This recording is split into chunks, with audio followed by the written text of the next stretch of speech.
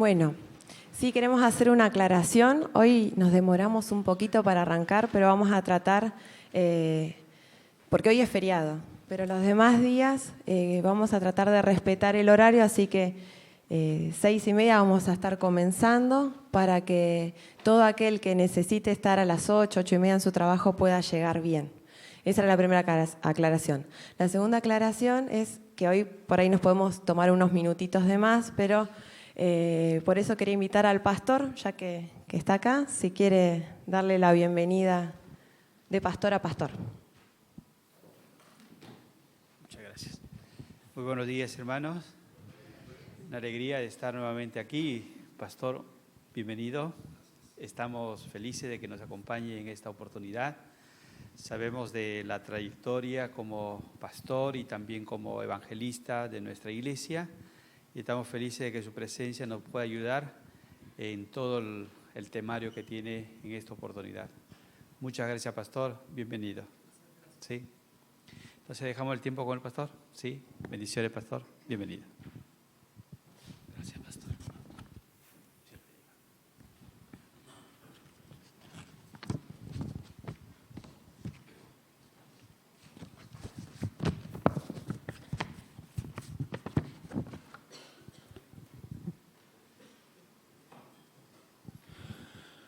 Muy buenos días, hermanos y hermanas. Gracias, pastor, por la bienvenida. Es un placer estar aquí con ustedes después de un largo viaje. Pero anoche dormí 4 horas y estoy como nuevo, casi. En primer lugar, quiero mencionar que hace unos 3 años y algo me jubilé. Pastoreé una iglesia en Fresno, California, por más o menos 20 años. La misma iglesia, fue la mitad de mi ministerio que pasé en esa iglesia. Pero a pesar de que me jubilé, hace 3 años y algo, me he mantenido completamente activo. Porque mi filosofía es mejor acabarme que oxidarme. Así que ahora represento un ministerio que se llama Secretos Revelados. Y también un canal de televisión que se llama Zoom TV, S-U-M-TV, que significa Secrets Unsealed Ministries. Estamos transmitiendo 24 horas al día, todo el año, programación variada, sermones, demostraciones de culinaria, temas de salud, temas de familia, etcétera.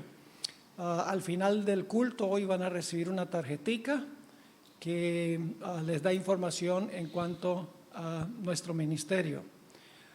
El ministerio que yo represento es miembro de ASI. Posiblemente yo pregunté a Romy si aquí conocen ASI. Me dijo que no lo conocía. Es una organización de empresarios adventistas primordialmente que tienen como propósito, ya que generan una buena cantidad de dinero, se reúnen, tienen una convención anual también durante el transcurso del año, consiguen fondos o donan fondos para ciertos proyectos de la iglesia. Hay gente allí que son millonarios que donan muchísimo dinero a diferentes proyectos de la iglesia organizada. Nuestro ministerio es miembro de ASI. Todo ministerio en Norteamérica y en Interamérica que pertenece a ASI es un ministerio reconocido por la iglesia organizada. Así que nosotros hace más de 10 años decidimos que íbamos a llegar a ser miembro de ASI con el fin de mantener el vínculo con la iglesia adventista, porque nuestro ministerio no es un ministerio independiente, es un ministerio de apoyo al mensaje y la misión de la iglesia adventista. Así que en eso hemos estado durante los últimos 3 años, tratando de, con la ayuda del Señor, ayudar a crecer el ministerio, el canal de televisión, etcétera, para que la gente en todo el mundo pueda escuchar el mensaje especial de la iglesia adventista para este tiempo. Les pido sus oraciones, siempre es un desafío, muchos viajes, mucho escribir, muchas entrevistas, mucha preparación de programación, pero gracias a Dios el Señor nos da fuerzas para poder llevar adelante la obra. Ahora quiero tener una oración y luego les voy a explicar qué es lo que vamos a estudiar, Dios mediante, durante el transcurso de esta semana. Padre Celestial, gracias te damos por estar en tu casa temprano este día. Pedimos la presencia de tu Santo Espíritu. Ayúdanos a entender lo que vamos a estudiar. Ayúdanos también a asimilarlo y a practicarlo. Gracias te damos, Padre, por escucharnos, porque te lo pedimos en el nombre de Jesús. Amén. Durante el transcurso de esta semana vamos a tener reuniones sobre el santuario desde hoy lunes hasta el viernes. En la mañana, a las 6:30 de la mañana, vamos a tratar de comenzar a tiempo para que puedan salir a buena hora para ir al trabajo o para ir a preparar el desayuno para los hijos, etcétera. Así que vamos a reunirnos 5 días, hoy hasta el viernes. Y lo que tengo planes de presentar en las mañanas, según me ha pedido Romy y un grupo de miembros de la iglesia, es hablar sobre el santuario. Y vamos a tratar de cubrir 4 puntos en cuanto al santuario. No vamos a estudiar los simbolismos individuales del santuario. No vamos a evaluar qué significa este color, qué significa esta columna, qué significa el oro y la plata, etc. Todos esos detalles son importantes, pero lo que quiero es que nosotros veamos el panorama grande. Es como, por ejemplo, cuando un artista pinta un cuadro de la naturaleza, digamos, como el cuadro que pintó Dios en la creación. Uno puede enfocarse en el pajarito en el árbol, o uno puede enfocarse en el sol en el cielo, o uno puede enfocarse en ese árbol muy bonito que está lleno de frutos. Uno puede, en otras palabras, enfocarse en los detalles de la pintura, pero lo importante es ver toda la pintura en conjunto, todas las partes en conjunto. Si tuviéramos que estudiar cada detallito del santuario, estaríamos aquí hasta la segunda venida de Cristo, porque lo vamos a estudiar a través de toda la eternidad. Así que mi intención es que miremos el panorama grande del santuario, cómo todas las diferentes partes del santuario compaginan en un cuadro perfecto. Hoy y mañana, Dios mediante, vamos a estudiar los 7 pasos de la salvación que se revelan en el santuario. Hay 7 pasos que tienen que ver con 7 lugares en el santuario. Eso es lo que vamos a estudiar. Hoy vamos a estudiar la parte 1, mañana la parte 2. Luego, el día miércoles, voy a hablar sobre el santuario en el libro de Apocalipsis. El día jueves vamos a hablar sobre el calendario del Mesías. Las fiestas judías compaginan con el orden del santuario. Ahora decidí presentar el asunto del calendario el jueves, porque yo sé que el jueves es feriado y es un tema que exige un poco más de tiempo. Normalmente lo presentaría después de la presentación de hoy y mañana, el miércoles, pero como el miércoles no es día feriado, decidí postergarlo hasta el jueves. Así que es importante que recuerden todos los detalles que vamos a estudiar hoy y mañana para el jueves. Y luego, entonces, el último día, el viernes, vamos a estudiar en cuanto al gran juicio celestial, las diferentes partes del juicio celestial, primordialmente estudiando la escena de juicio que encontramos en el libro de Daniel capítulo 7. Así que en esta serie vamos a estudiar la cosmovisión de la Iglesia Adventista del Séptimo Día. Vamos a encontrar que el problema del pecado es un problema universal. Es decir, el problema del pecado no es un problema solo de este mundo. El problema del pecado se originó en el cielo.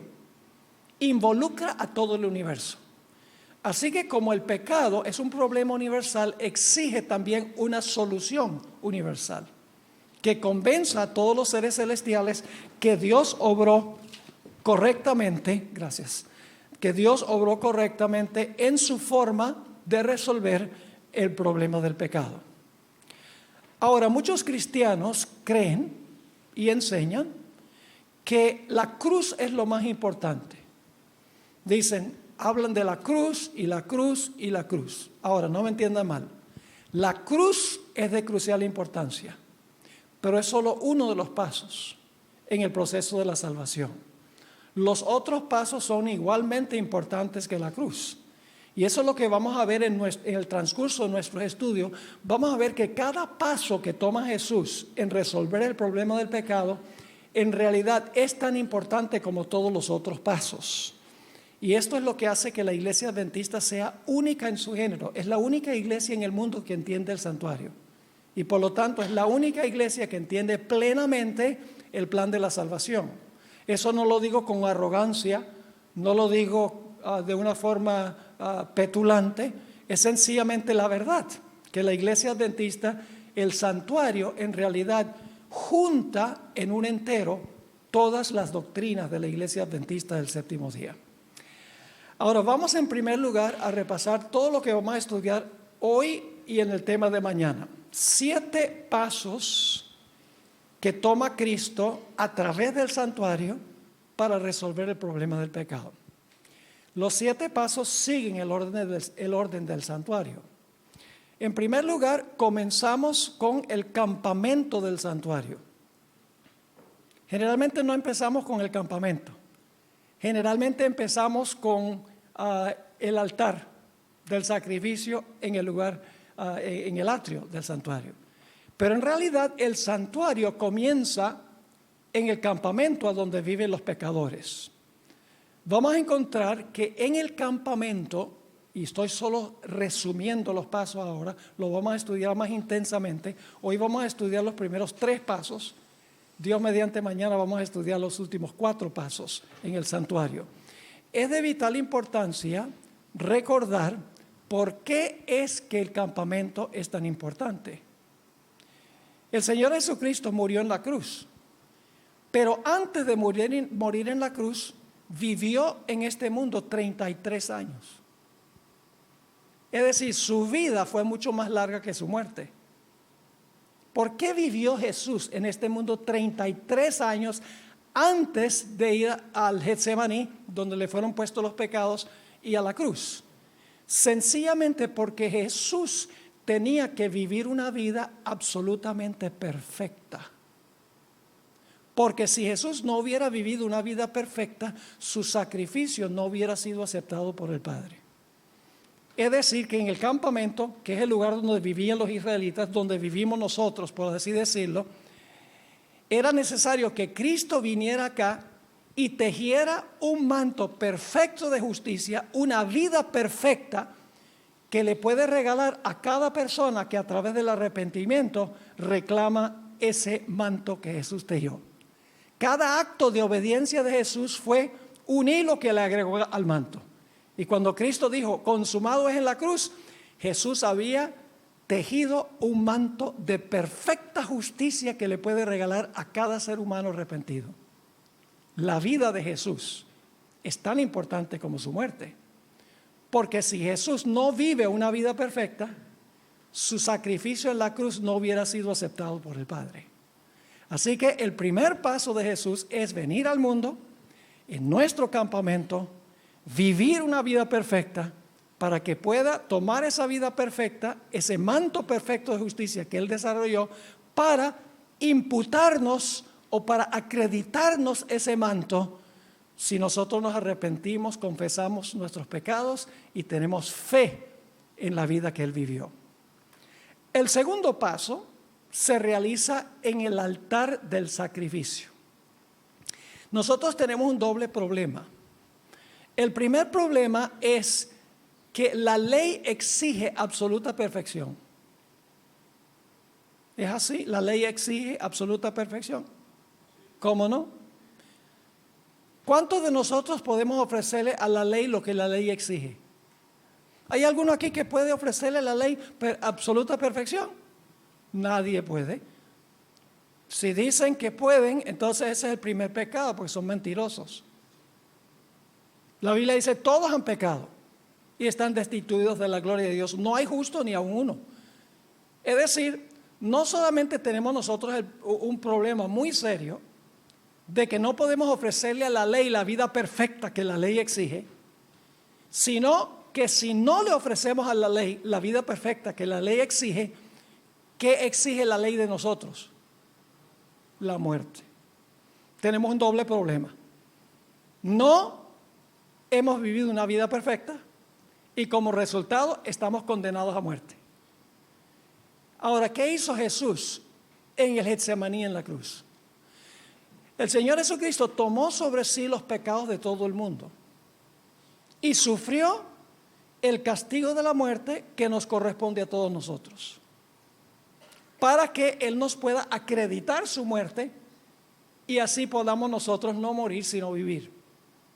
Es decir, en el primer paso Jesús vive su vida perfecta en este mundo, teje el manto perfecto de justicia para que su vida pueda estar en lugar de mi vida. En segundo lugar, como la ley me exige la muerte porque soy pecador, Jesús tomó el segundo paso y en el altar el Señor Jesucristo, por así decirlo, murió pagando la pena de nuestros pecados. El tercer paso de Jesús es en el lavacro.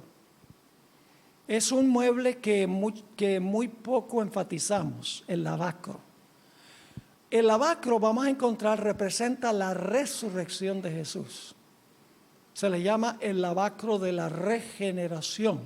Solamente estamos resumiendo, luego les voy a presentar todas las pruebas de la Biblia. Representa la resurrección de Cristo. ¿Es vital la resurrección de Jesús? ¿Es tan importante como su muerte en la cruz? A ver, si yo les preguntara a ustedes, ¿qué es más importante? ¿La vida perfecta de Jesús, su muerte o su resurrección? ¿Qué dirían? No puede ser la resurrección sola, porque si no, no resucita si no ha muerto. Las tres son igualmente vitales. ¿Sí o no? Teje un manto perfecto de justicia para tomar el lugar de nuestra vida injusta. Sufre la pena de muerte que nosotros merecemos para que nosotros no tengamos que morir. Y resucita, vamos a encontrar, para poder empezar la cuarta fase de su obra en el santuario celestial, que es su ministerio intercesor.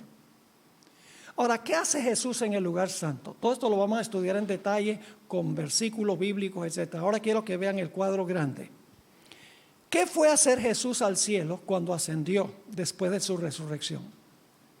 Decimos, bueno, Jesús fue a interceder, fue como nuestro abogado, nuestro mediador. Sí, fue como nuestro abogado, nuestro intercesor y nuestro mediador. ¿Pero qué significa eso? Les explico lo que significa. ¿Por cuántas personas vivió Jesús? ¿Por cuántas personas en el mundo vivió Jesús su vida perfecta? Para todo ser humano que jamás haya vivido. ¿Para cuántas personas en el mundo murió Jesús? Por todos. ¿Por cuántas personas resucitó Jesús? Por todos. Entonces, ¿todos se van a salvar? No, aquí viene el siguiente paso. En el ministerio intercesor de Jesús en el santuario, nosotros por el arrepentimiento, la confesión y la fe, reclamamos la vida perfecta y la muerte de Cristo personal e individualmente. Lo contratamos como nuestro abogado, le decimos, Señor, yo soy un miserable pecador, yo soy pecadora, yo no merezco sino la muerte eterna, pero Señor, yo creo que tú viviste la vida perfecta que la ley me exigía a mí. Yo creo que tú moriste la muerte que yo debo morir. Señor Jesús, por favor, toma tu vida y tu muerte y ponlos a mi cuenta. Y en ese momento, cuando yo me arrepiento y confieso mi pecado y tengo fe en la vida y la muerte de Cristo, Cristo toma lo que Él hizo en la tierra, su vida perfecta y su muerte, y lo pone a mi cuenta y Dios me mira como si nunca hubiera pecado. Es decir, el ministerio de Cristo en el lugar santo nos da la oportunidad de reclamar los beneficios que ganó Cristo por su vida y por su muerte en la tierra. ¿Están entendiendo el punto? Ahora yo pregunto, ¿cuán importante es el ministerio intercesor de Jesús? ¿Cuán importante es que nosotros podamos arrepentirnos y podamos confesar nuestros pecados y tener fe en la vida y la muerte de Cristo? ¿Qué hubiera sucedido si Jesús hubiera quedado muerto? Hubiera hecho provisión con una vida perfecta y muerte por el pecado, pero no nos beneficiaría a nosotros. La obra de Cristo en el campamento, en el altar del sacrificio y en el lavacro es lo que yo llamo la obra objetiva de Jesús. Es decir, lo hizo por todos los seres humanos sin excepción. La obra que hace en el lugar santo y la obra que hace en el lugar santísimo la hace solamente para aquellas personas que confían en Él y reclaman lo que Jesús hizo en el campamento, en el altar y en el lavacro. Espero que me esté explicando. Todo esto lo vamos a desmenuzar. Solamente quiero que vean el cuadro grande. Ahora, el siguiente paso de Jesús es en el lugar santo. Ahora, fíjense, estamos siguiendo el orden del santuario, ¿verdad? En el campamento, su vida perfecta. En el altar del sacrificio, su muerte cargando los pecados. En el lavacro, la resurrección, porque un Salvador muerto no puede avanzar al siguiente paso. Necesita resucitar de los muertos para poder entonces perdonar nuestros pecados. Luego el siguiente paso es su obra en el lugar santísimo.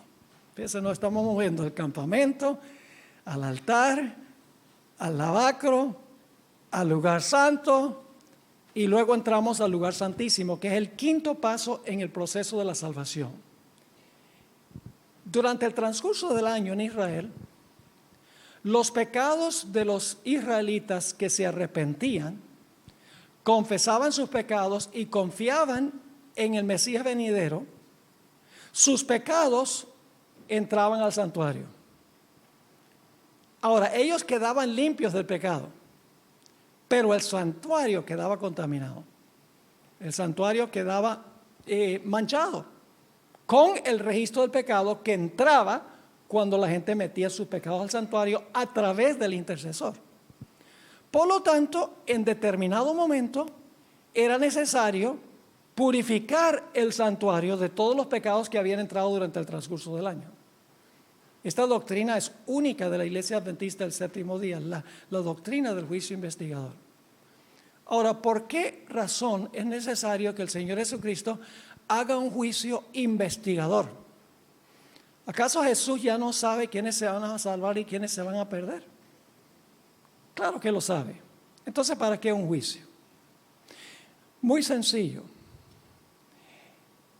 Las personas que reclaman a Jesús como Salvador, no todas esas personas son sinceras. No son cristianos genuinos. Por eso en el juicio se necesita hacer un análisis de todas las personas que metieron sus pecados al santuario para ver si su arrepentimiento fue genuino o si su arrepentimiento fue falso. Yo pregunto, ¿en la iglesia hay trigo y cizaña? ¿Sí? ¿En la iglesia hay peces buenos y peces malos? ¿En la iglesia hay vírgenes sabias y vírgenes fatuas? ¿En la iglesia hay gente que tiene apariencia de piedad pero no tiene piedad? En la iglesia hay personas que dicen Señor, Señor, y Jesús va a decir yo no los conozco a ustedes. ¿Sí? Por eso en el juicio, el propósito del juicio, y solamente antes de la segunda venida, el juicio se hace solo con aquellos que profesaron el nombre de Jesús. No se trata el caso de los impíos. Todo el que profesó el nombre de Jesús en el juicio investigador se determina si su arrepentimiento fue genuino. ¿Y cómo se demuestra que una persona en realidad está arrepentida y triste por el pecado? Por el poder de Dios deja de pecar. Si delante de mí hay una estufa, le dicen estufa, una cocina. Hay una cocina allí y entonces el fogón está rojo vivo, caliente. Y yo pongo la mano en el fogón y digo, ¡ay, cuánto me duele! Esto sí me duele a mí. Pero no quito la mano. Debe ser que no me duele mucho. ¿Qué se examina en el juicio? Las obras. No somos salvos por obras, pero las obras indican si nosotros en verdad hemos recibido a Jesús como Salvador, que se manifiesta en una vida transformada. ¿Me explico? No somos salvos por nuestro. No podemos decir, bueno, yo voy a hacer un montón de buenas obras, entonces Dios me va a aceptar. No, no, no. Pero cuando yo genuinamente he recibido a Cristo Jesús, mis obras lo van a demostrar. Por eso es que la Biblia dice que somos salvos por la gracia a través de la fe, pero dice que seremos juzgados por obras. Déjenme mencionar esto. Ustedes han leído las señales de la segunda venida en Mateo 24, ¿verdad? Después que Jesús dio las señales, el Señor Jesucristo dio varias parábolas. La parábola del siervo infiel. Yo pregunto, ¿el siervo infiel profesaba ser seguidor de Jesús? Claro, porque es un siervo. Un siervo de Jesús, pero es que infiel. ¿Cómo demostró su infidelidad? Maltratando a los que estaban bajo su liderazgo. ¿Qué pasó cuando llegó el caso de esa persona y el Señor le dijo, ven, tráiganme ese y vamos a examinar su registro? Fue echado fuera donde es el lloro y el crujir de dientes. Sus obras demostraron que en realidad no era un fiel siervo de su Señor. Luego el Señor Jesucristo contó la parábola de las 10 vírgenes. ¿Tiene algo que ver tener la luz del Espíritu Santo, irradiar esa luz con lo que finalmente pasará con los que creen en Jesús? Sí, Señor. Y luego Jesús contó la historia de los talentos. Dios dio talentos. Dos de los individuos que recibieron talentos, 5 y 2, ¿qué hicieron? Por sus obras multiplicaron los talentos. Pero uno que profesaba seguir a su Señor lo enterró. ¿Qué pasó con el infiel? Por sus obras. Se demostró que en realidad no era un creyente genuino. Y luego está la parábola de las ovejas y los cabritos. ¿Qué hicieron las ovejas? Las ovejas dieron alimento a los necesitados, ropa a los necesitados, es decir, tenían piedad práctica. Mientras que los otros no maltrataban a la gente, sino que sencillamente no hicieron nada para ayudar a otros. ¿Qué pasó con ellos? ¡Wow! Jesús habló esas palabras, van al infierno, preparado para el diablo y sus ángeles. ¿Tiene algo que ver nuestras obras como evidencia de nuestra salvación? Sí, hoy en día no se habla mucho de la importancia de las obras en la iglesia.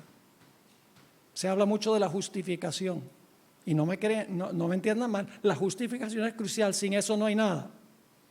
Sin la vida y la muerte de Cristo y que Cristo ocupe mi lugar, no hay absolutamente nada. Pero cuando esa experiencia es genuina, el resultado es que las obras fluirán.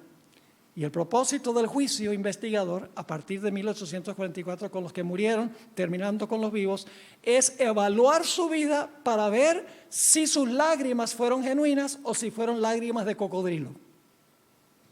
¿Está claro?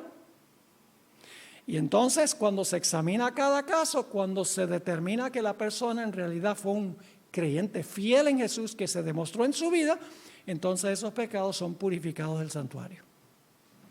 Ese es el quinto paso. El sexto paso se realiza en el atrio nuevamente. De alguna manera hay que terminar de purificar el santuario. Así que en la teología bíblica, en la teología del santuario, lo que ocurría era que en el día de expiación, cuando terminaba el día de expiación, todos los pecados que habían sido purificados del santuario, dicho sea de paso, el macho cabrío no perdonaba el pecado. El macho cabrío lo que sufría era la pena final por el pecado. Esos pecados habían sido perdonados cuando los pecados entraron al santuario, porque sin derramamiento de sangre no hay remisión de pecados.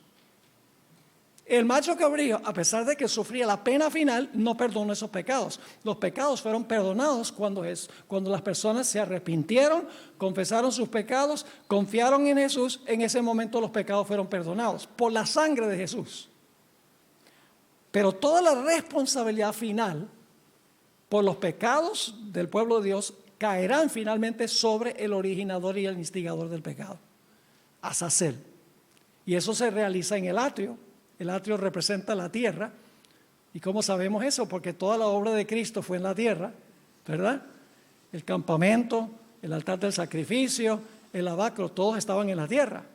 ¿Y dónde está Azazel cuando se coloca toda esta responsabilidad sobre él?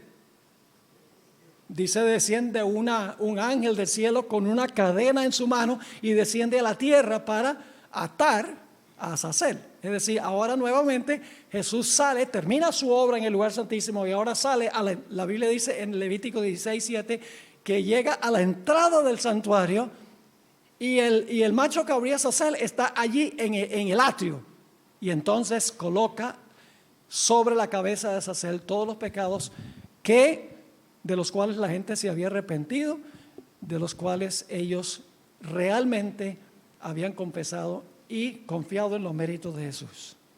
Y luego el último paso es cuando nuevamente el Señor Jesucristo regresará a nuestro campamento para vivir eternamente con nosotros, en un cielo nuevo y una tierra nueva a donde habita la justicia. Así que nos hemos movido del campamento al campamento. En el campamento Jesús vive su vida perfecta, tejiendo un manto que nos puede regalar. En la cruz del Calvario, el Señor Jesucristo tomó sobre sí nuestros pecados, sufrió el castigo que nosotros merecemos para que nosotros podamos vivir. En el lugar santo, Jesús recibe, por así decirlo, clientes que ahora reclaman su vida perfecta y su muerte a través del arrepentimiento, a través de la confesión y la fe en Cristo Jesús. Los pecados entran al santuario, se hace el juicio, se determina que la persona por sus obras en realidad fue salva, que es un creyente genuino. Finalmente todos los pecados son colocados sobre la cabeza de Azazel, sufre la responsabilidad final por el pecado y entonces Dios destruye a Azazel, todos los impíos, hace un cielo nuevo y una tierra nueva y viene a habitar eternamente en nuestro campamento. ¿Está claro? Ahora vamos a desmenuzar los primeros 3 pasos. Vamos a desmenuzar los primeros 3 pasos. Primer paso es cuando Jesús vino a nuestro campamento. Éxodo 25:8. Anoten nada más porque no tenemos tiempo de leer todos los versículos. Éxodo 25:8. ¿Cuál es el propósito de construir el santuario? Dice, y harán un santuario para mí. ¿Y qué? Ustedes conocen este versículo, ¿verdad? Y habitaré en medio de ellos. ¿Cuál es el propósito del santuario? Dios habitar en medio de su pueblo. Juan 1:14, textos que conocemos muy bien. Aquel verbo, ¿quién es ese? Jesús fue hecho carne y ¿qué? Y habitó entre nosotros. Esa palabra habitó es muy interesante.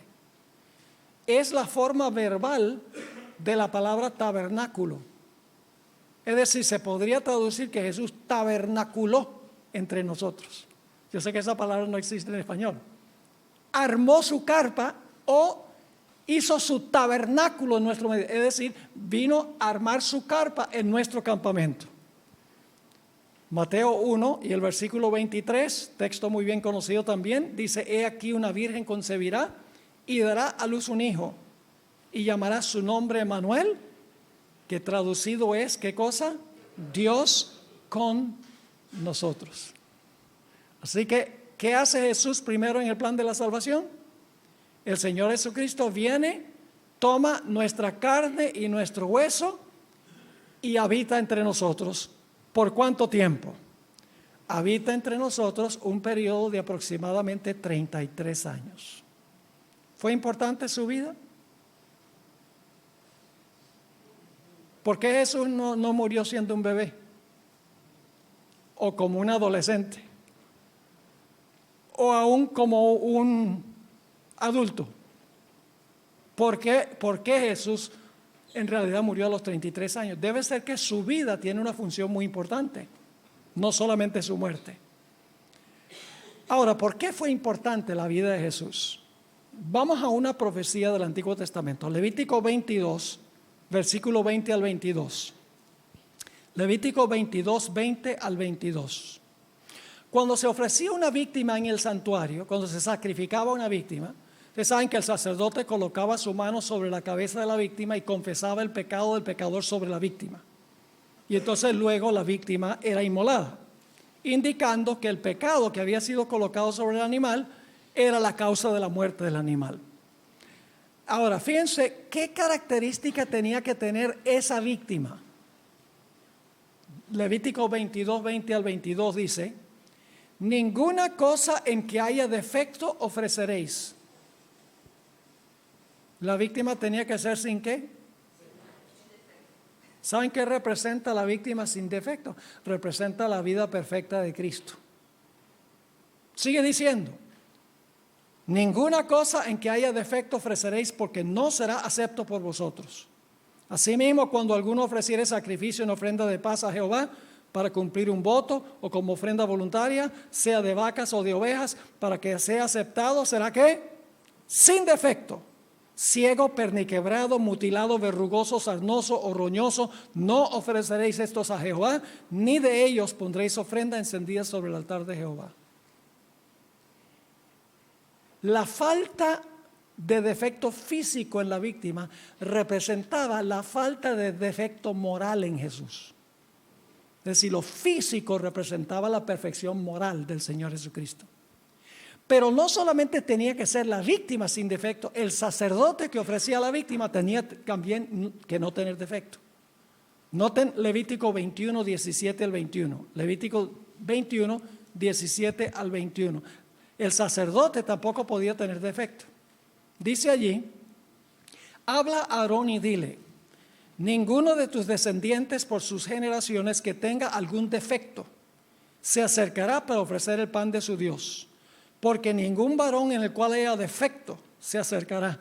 Varón ciego o cojo o mutilado o sobrado, o varón que tenga quebradura de pie o rotura de mano, o jorobado o enano, o que tenga nube en el ojo, o que tenga sarna o empeine o testículo magullado.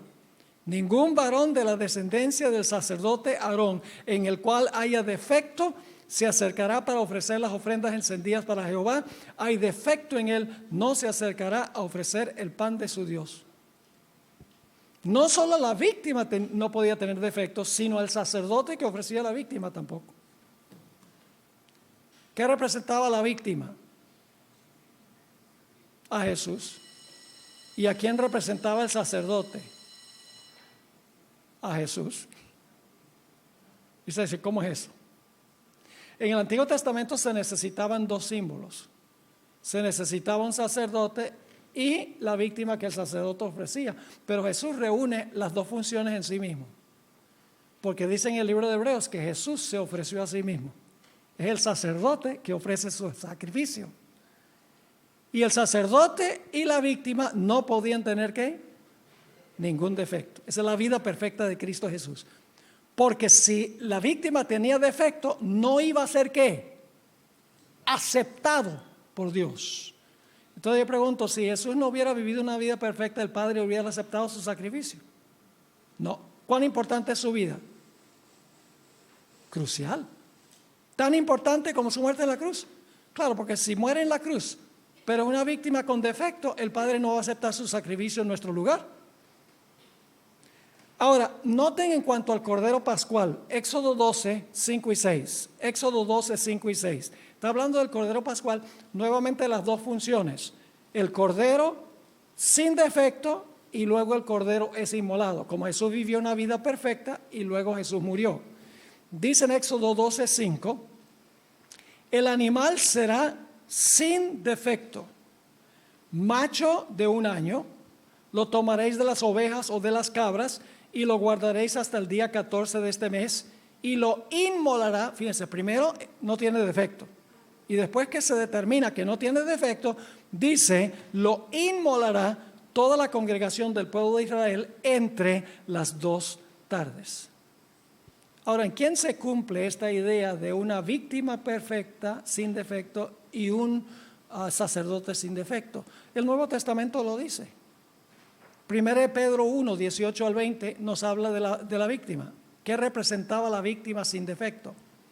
Dice allí en 1 Pedro 1, 18, sabiendo que fuisteis rescatados de vuestra vana manera de vivir, la cual recibisteis de nuestros padres, no con cosas corruptibles, como oro o plata, sino con qué cosa, con qué fuimos redimidos, con la sangre preciosa de Cristo. Esa es su muerte, ¿verdad? La sangre preciosa de Jesucristo, como de un ¿qué? Un cordero sin mancha y sin contaminación. ¿Ven las dos funciones? Su vida perfecta y su muerte. Ahora, ¿qué tal ¿Es Jesús un sacerdote sin defecto también? Además de ser víctima sin defecto. Noten Hebreos 4 y el versículo 14 y 15. Hebreos 4 y el versículo 14 y el versículo 15. Dice, por tanto, teniendo un gran sumo sacerdote que traspasó los cielos, Jesús el Hijo de Dios, retengamos nuestra profesión, porque no tenemos un sumo sacerdote que no pueda compadecerse de nuestras debilidades. Es decir, tenemos un sumo sacerdote que puede simpatizar con nosotros. Pero luego dice, sino uno que fue tentado en todo, según nuestra semejanza, pero hay una diferencia, pero sin pecado. ¿Jesús también fue un sumo sacerdote sin pecado? ¿Cómo no? Noten Hebreos 7 y el versículo 25. Hebreos 7 y el versículo 25. Nuevamente, Jesús es el sacerdote sin defecto. Dice en Hebreos 7, 25, porque tal sumo sacerdote nos convenía, santo, sin mancha, apartado de los pecadores y hecho más sublime que los cielos. ¿Está claro? El primer punto, la vida perfecta de Cristo en nuestro medio, cuando se encarnó, crucialmente importante.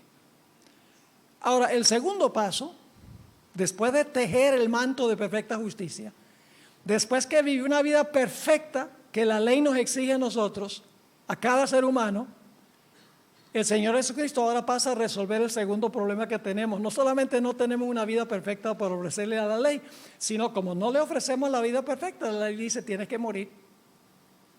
Entonces Jesús no solo tuvo que vivir por mí, Él tuvo también que morir por mí, cargando mis pecados. ¿Y eso lo hizo dónde? Eso lo hizo en la cruz y en el Getsemaní. En realidad, ¿saben cuándo le fueron cargados los pecados a Jesús? Nosotros decimos que se le cargaron a Jesús en la cruz, pero, y es cierto que Jesús cargó los pecados a la cruz, pero ya le habían sido colocados en el huerto del Getsemaní. Sudó gotas de sangre. Le rogó 3 veces a su padre en el Getsemaní que le quitara la copa de su ira, porque lo que tenía la copa era la ira de su padre.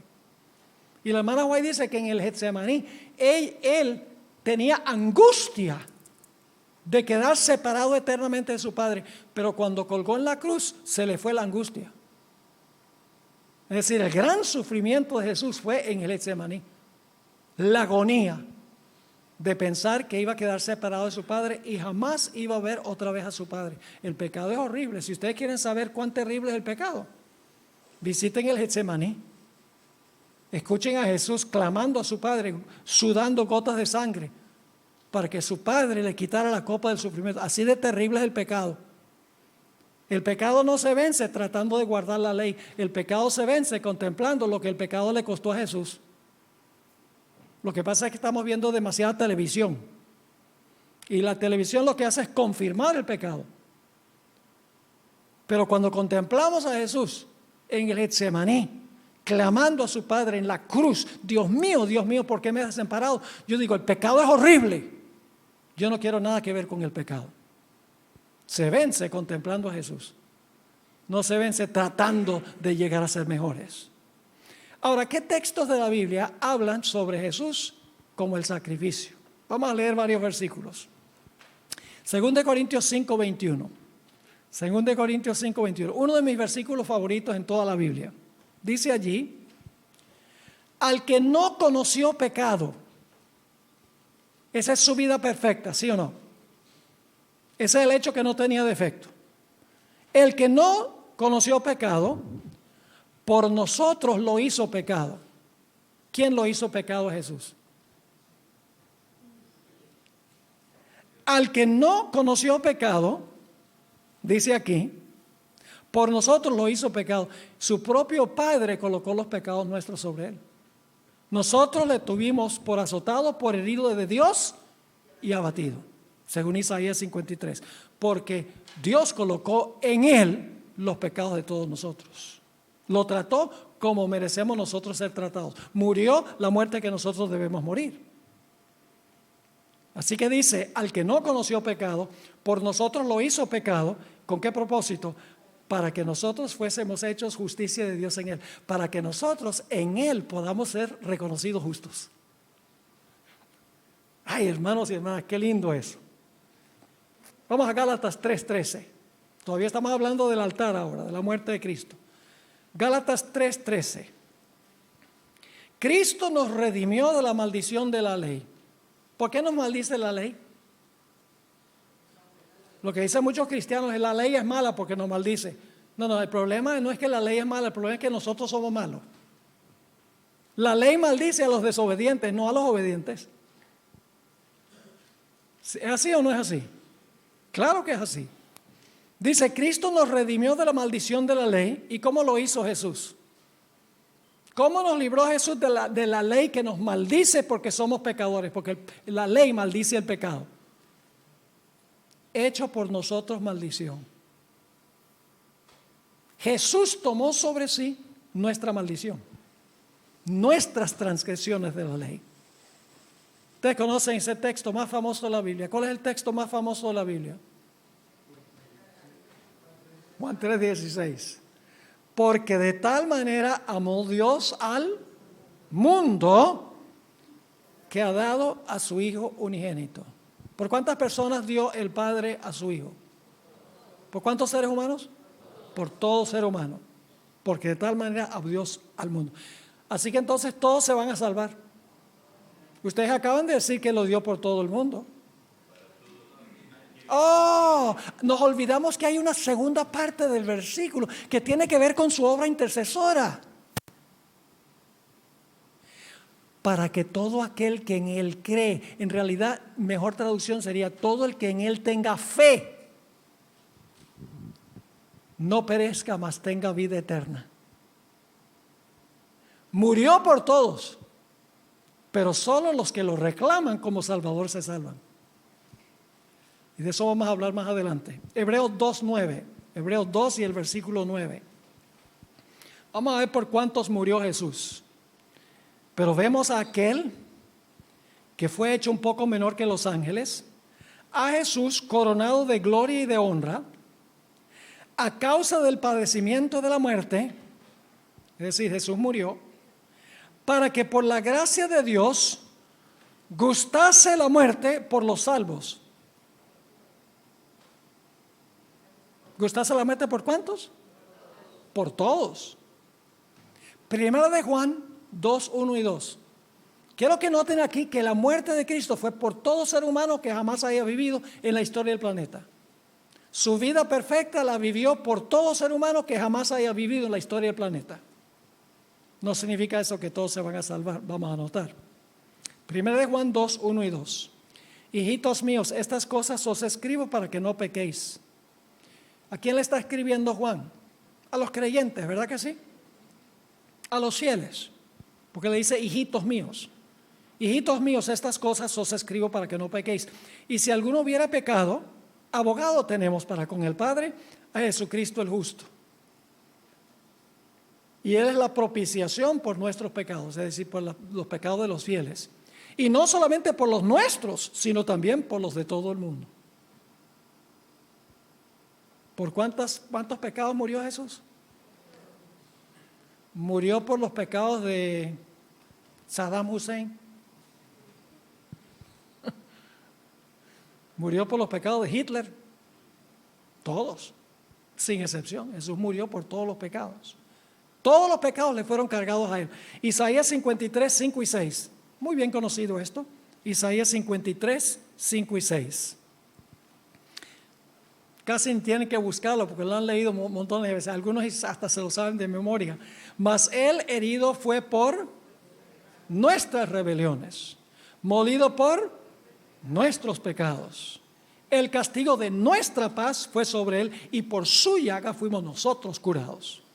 Todos nosotros nos descarriamos como ovejas, cada cual se apartó por su camino, mas Jehová cargó en Él el pecado de todos nosotros.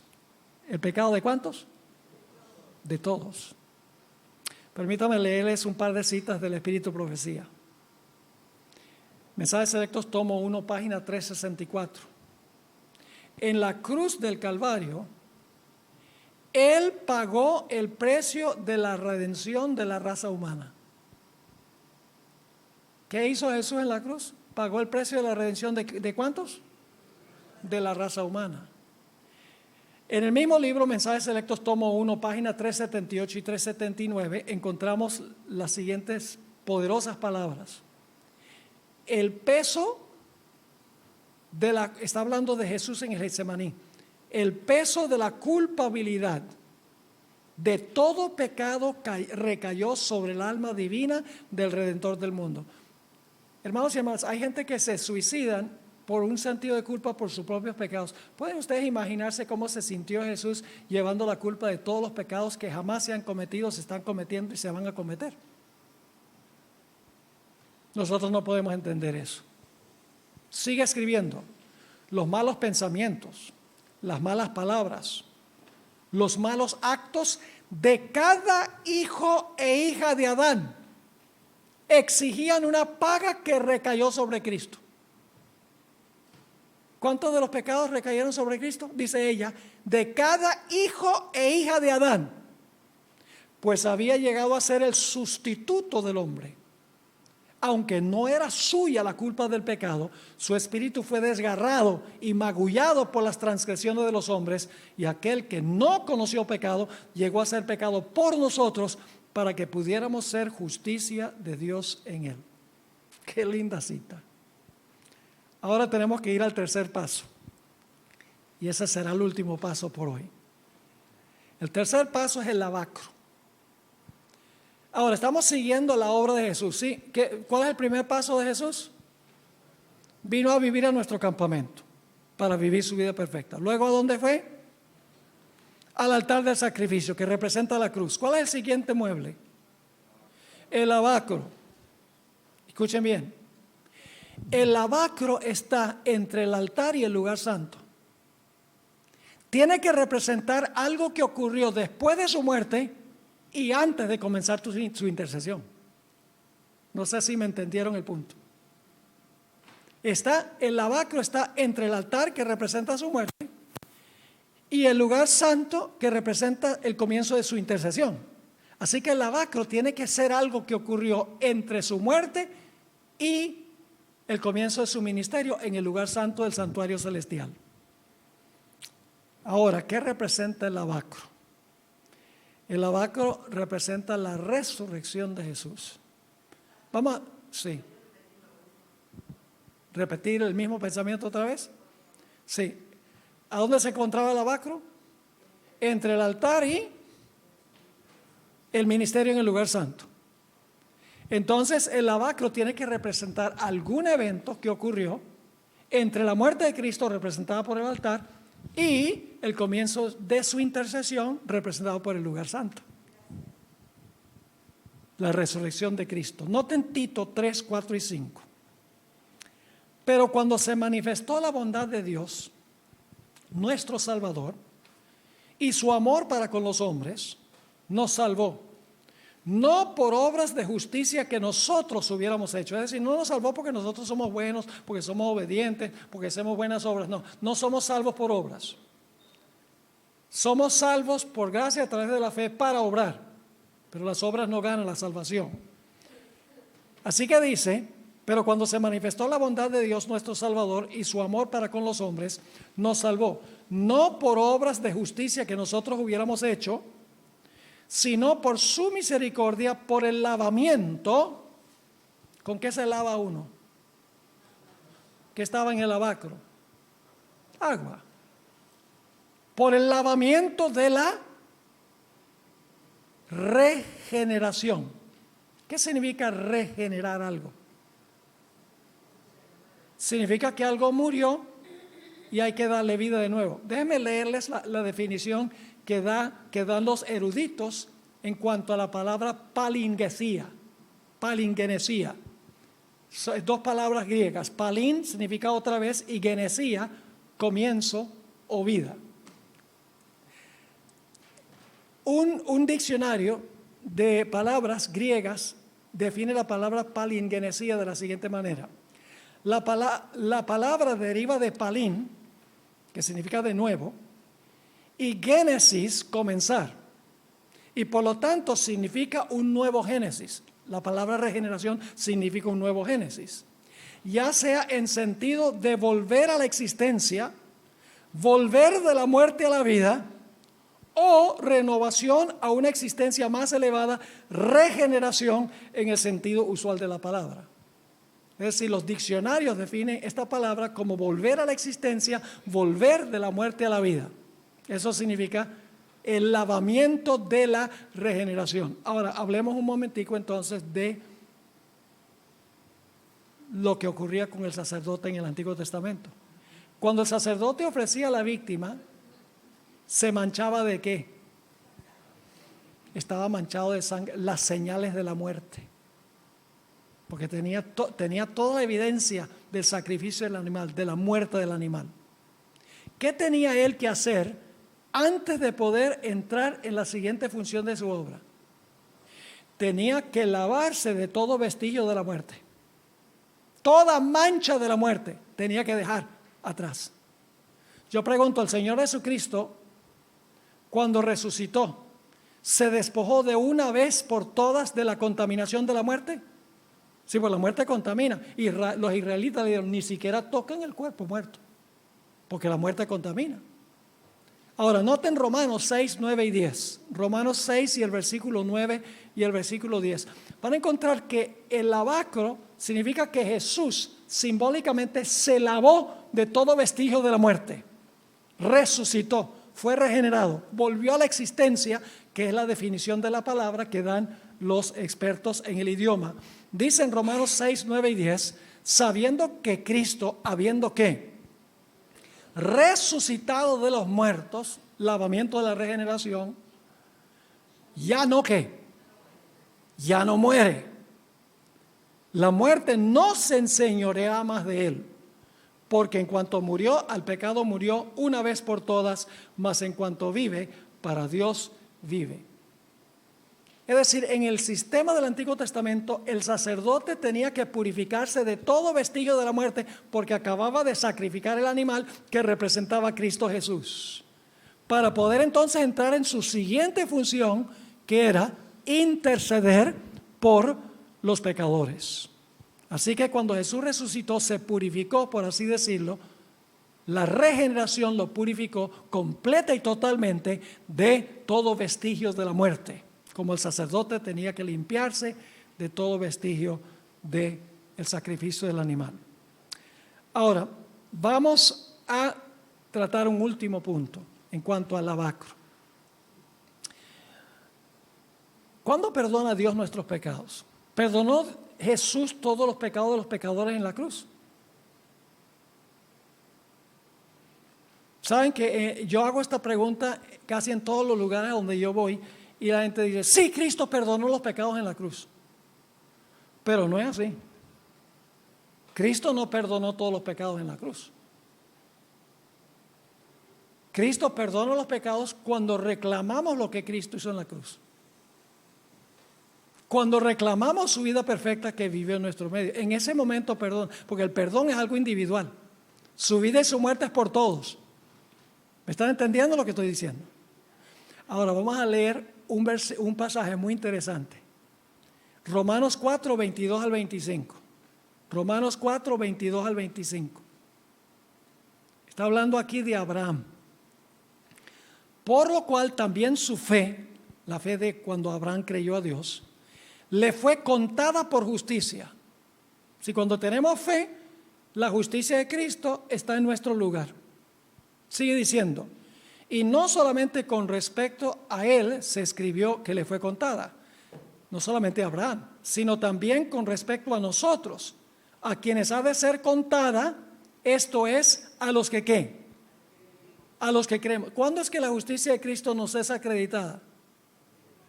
¿Cuando murió o cuando creemos? Cuando creemos, dice, esto es, a los que creemos en el que levantó de los muertos a Jesús, Señor nuestro. Y ahora viene el versículo clave, el cual fue entregado por nuestras transgresiones, su muerte, ¿verdad que sí? Y resucitado para nuestra justificación. ¿La cruz nos justificó? Hay que leerlo con cuidado. ¿La cruz nos justificó? No. ¿Saben qué es justificación? Justificación es lo mismo que perdón. La hermana White dice, la justificación y el perdón es lo mismo. Significa que cuando yo me arrepiento, confieso mi pecado, confío en Cristo, el Señor Jesucristo hace una transacción. Toma su justicia y su muerte y me la pone a mi cuenta y Dios me mira como si nunca hubiera pecado. Esa es justificación. En ese momento, cuando yo lo reclamo, en ese momento Cristo me acredita a mí, aunque no la merezco, su justicia. Ese es el perdón. Pero aquí dice que le es contada cuando creemos y dice que Jesús resucitó para nuestra justificación. No fue su muerte en la cruz, resucitó para podernos justificar. Ahora vamos al último pasaje que vamos a analizar esta mañana. 1 Corintios 15, 3 al 7 y luego versículo 17 al 20. Esto puede ser sorpresivo. Yo me quedo maravillado, hermanos y hermanas, cuando yo visito diferentes iglesias. Yo viajo, 1 Corintios 15, ahorita les digo los versículos. Yo me quedo maravillado cuando voy a iglesias adventistas que mucha gente en la iglesia desconoce estas cosas. Uno pregunta, ¿Cristo salvó a todo el mundo en la cruz? Sí, Cristo perdonó todos los pecados. Sí, ya perdonó todos los pecados en la cruz. No, en la cruz Jesús hizo provisión para perdonar los pecados. Nota en 1 Corintios 15, 3 al 7. Porque primeramente os he enseñado lo que asimismo recibí, que Cristo murió por nuestros pecados conforme a las Escrituras, y fue sepultado, y que resucitó al tercer día conforme a las Escrituras, y que apareció a Cefas y después a los 12, después apareció a más de 500 hermanos a la vez, de los cuales muchos viven aún y otros ya duermen. Después apareció a Jacobo, después a todos los apóstoles. Y al último de todos, como a un abortivo, me apareció a mí. Y ahora vamos al versículo 17. Escuchen con cuidado. Dice allí, en el versículo 16, creo que es 16. Bueno, sigue diciendo, porque si los muertos no resucitan, tampoco Cristo resucitó. Ese es el versículo 16. Versículo 17 dice, y si Cristo no resucitó, no dice si Cristo no murió. Dice, si Cristo no resucitó, ¿qué pasa? Vuestra fe es vana. Aún estáis en vuestros pecados. ¿La muerte de Cristo perdonó los pecados de los seres humanos? No. ¿Hizo provisión para perdonarlos? Provisión sí. Pero no perdonó los pecados, porque el perdón es algo individual. Vamos a encontrar en el siguiente paso, en el paso de la intercesión. Así que dice, si Cristo no resucitó, vuestra fe es vana, aún estáis en vuestros pecados. Entonces también los que durmieron en Cristo perecieron. Si Cristo no resucitó, aunque Cristo haya muerto en la cruz, todos estamos perdidos. Sigue diciendo, entonces también los que durmieron en Cristo perecieron. Si en esta vida solamente esperamos en Cristo, somos los más dignos de conmiseración de todos los hombres, mas ahora Cristo ha resucitado de los muertos, primicias de los que durmieron es hecho. Ahora les voy a hacer la pregunta. ¿Qué es más importante? ¿La vida perfecta de Cristo, su muerte en la cruz o su resurrección? ¿Cuál es el paso más importante? A ver. Los tres son igualmente importantes. Porque sin una vida perfecta, su sacrificio no es acepto. Sin su sacrificio, estamos en nuestros pecados. Y sin su resurrección, no tenemos un intercesor que pueda aplicarnos personalmente los beneficios de lo que hizo con su vida y su muerte. ¿Creen ustedes entonces que su obra en el lugar santísimo y cuando coloca los pecados sobre Azazel y cuando vuelve al campamento, creen que esos pasos también son igualmente importantes? Sí. Este concepto es único de la iglesia adventista del séptimo día. La mayoría de las iglesias entienden partes del mensaje especial para este tiempo. La Iglesia Adventista es la única que comprende el concepto global, la cosmovisión de la salvación, los pasos que toma Jesús para salvarnos. Ahora, mañana, Dios mediante, estudiaremos los pasos 4, 5, 6 y 7. ¿Entendieron lo que estudiamos? Ok, oramos. Padre, gracias te damos por revelarnos estas cosas en tu santa palabra. Gracias porque estuviste dispuesto de entregar a tu propio Hijo para quedar cicatrizado por los siglos de la eternidad, para recordarnos el gran sacrificio. Oh Señor, mantén nuestros ojos fijos en Jesús, el autor y el consumador de nuestra fe. Que podamos ver lo terrible que es el pecado, lo que le hizo a nuestro querido Jesús. Y que al mantenernos ojos en Cristo Jesús veamos que el pecado es un monstruo y queramos deshacernos de una vez por todas, por tu gracia, de ese monstruo que llevó a Cristo a la cruz. Gracias te damos por habernos acompañado, por responder nuestra oración. Te lo imploramos en el nombre de Jesús. Amén. Hay una tarjetita que se les va a repartir. Es una tarjeta que preparamos para obra misionera. Está en inglés en un lado, en español en el otro lado. Esa tarjeta se puede usar para promover el canal de televisión Zoom TV, para que la gente pueda ver buena programación. Ayer, el Día del Padre, por primera vez se colocó la aplicación para que la puedan bajar y pueden bajarla a su celular y ver la programación 24 horas al día, 365 y un cuarto de días al año. Así que ojalá que se puedan sintonizar.